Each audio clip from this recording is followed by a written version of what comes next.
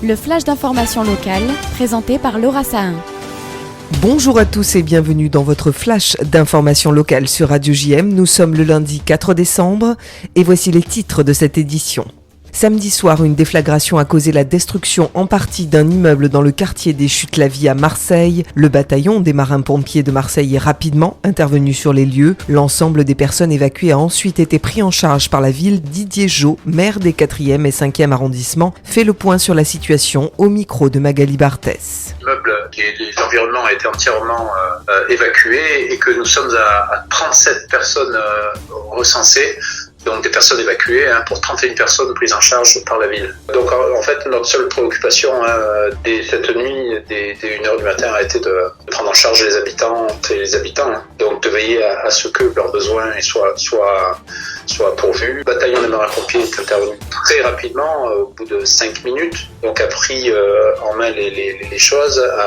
La police a mis en place un périmètre de sécurité. Et donc il s'agissait dans un premier temps d'éteindre l'incendie, de veiller à ce qu'il n'y ait pas de victimes dans les décombres, ce qui a été vérifié. Et donc aujourd'hui nous sommes à 7 blessés qui ont été pris en charge dans les hôpitaux publics. Et donc l'environnement a été évacué de manière à permettre l'avancée des travaux. Et les travaux de mise en sécurité sont actuellement encore en cours, de manière à ce que l'immeuble qui a été partiellement détruit ne soit pas un danger pour les immeubles environnants. Voilà, donc actuellement les travaux sont encore en cours pour faire tomber des parties qui pourraient être dangereuses, et donc le bataillon des marins-pompiers avec la police municipale, la police nationale sont toujours sur place de manière à faire en sorte que notre but, c'est évidemment de faire rentrer les gens aussi rapidement que possible chez eux, de manière à ce que le périmètre soit restreint aussi rapidement que possible et qu'on puisse envisager un retour à la normale très très rapidement. Ce dimanche, la Cour d'assises spéciale de Paris a condamné 2 hommes de 24 et 28 ans à des réclusions criminelles pour association de malfaiteurs terroristes, rapportent nos confrères du Monde. Clément Bord et Maïeddine Merabé étaient accusés d'avoir projeté un attentat à Marseille pendant la campagne présidentielle de 2017. Tous deux ont 10 jours pour faire appel de cette décision.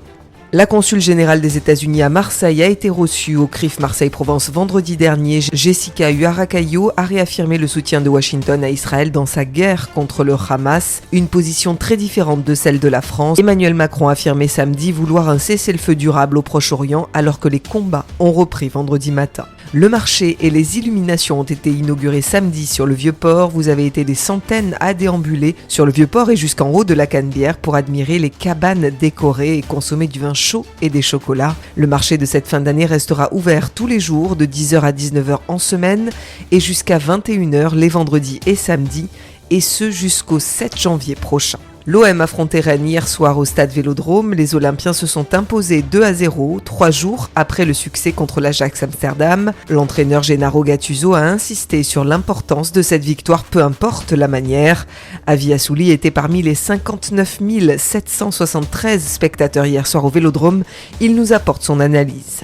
Non, ce n'était pas le match de l'année face à des Rennais difficiles à bouger et qui ont dominé tout le match. Et finalement, c'est l'OM qui a ouvert le score sur un pénalty de Aubameyang qui n'a pas tremblé. On a vu un OM sérieux défensivement et opportuniste en attaque, impeccable collectivement et solidaire. Et sur un contre, c'est Aounahi qui transperce la défense bretonne et décoche un missile dont l'ex-gardien de but de l'OM, Mandanda, n'a pu stopper. À 2-0, le break est fait à 10 contre 10, un carton rouge de part et d'autre, les 3 points pour ne pas se laisser distancer en championnat, tel était l'objectif des Marseillais.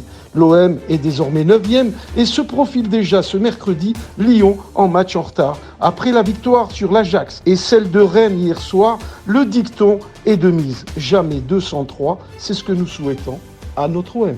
Ma recommandation télé ce soir est le championnat du monde de handball féminin sur TFX à 20h50. La France affrontera la Slovénie. Emmenée par leur capitaine Estelle Minko, les Françaises partent largement favorites face aux Slovènes. Les Bleus se doivent de l'emporter afin de terminer ce tour préliminaire en tête et ainsi confirmer leur statut de favorite de la compétition.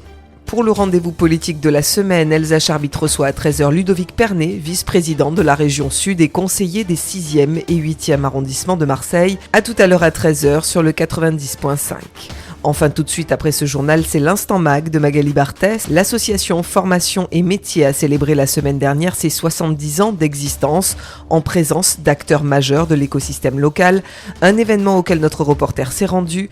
A tout de suite sur Radio JM. Vous venez d'écouter le flash d'information locale présenté par Laura Sahin.